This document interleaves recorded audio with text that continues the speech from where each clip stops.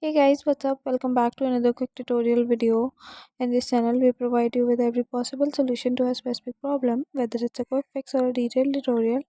We are always here to help you. So in today's video, I'm gonna be showing you how to fix if no internet connections are available in CapCut. So without any further delay, let's get started. First of all, what you have to do is to simply check whether you are using the up-to-date version of the app or not. For that, head towards your Play Store or App Store. Tap on the magnifying glass icon at the bottom and head towards the search bar icon at the top. Search for CapCut. Here you just have to make sure that you are using the up-to-date version, because updating the app usually fix all the bugs and glitches inside the app. Once you have updated the app, go back, tap and hold the CapCut mobile application. A such type of pop-up will appear. From here, simply head towards app info. Here what you have to do is to simply head towards storage and cache and then clear out the storage and cache for CapCut. Okay, so guys, that's it for today.